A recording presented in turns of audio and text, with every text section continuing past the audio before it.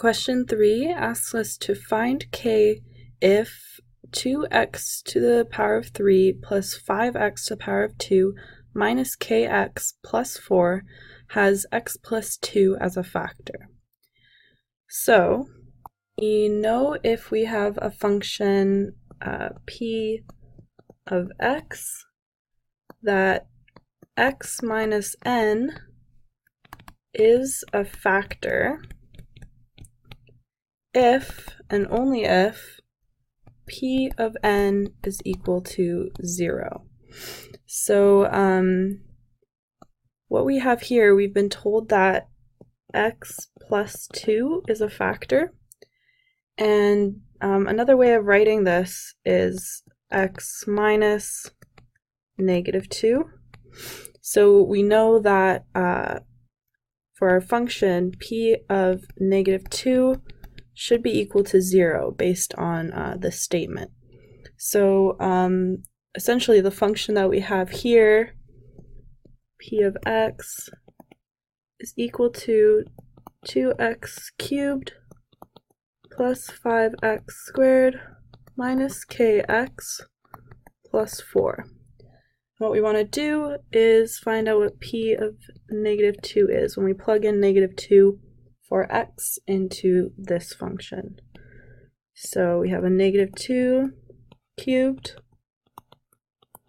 negative 2 squared, minus k times negative 2 plus 4. So a negative 2 cubed is going to be negative 8. Negative 2 squared is positive 4. And those negatives cancel out and we're left with plus 2k and plus 4 on the end. And we know that for x plus 2 to be a factor, that when we plug in negative 2 for x here, this should be equal to 0. So we can put a 0 there on the left side.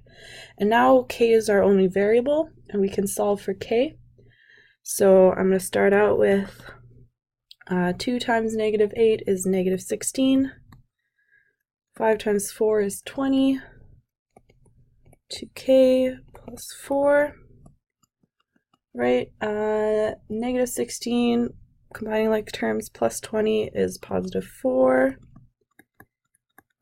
And combining like terms even more, 4 plus 4 is 8. 2k equals 0. Subtracting 8 on both sides of our equation gives us negative 8 is equal to 2k. Then dividing by 2 on both sides gives us that k is equal to negative 4.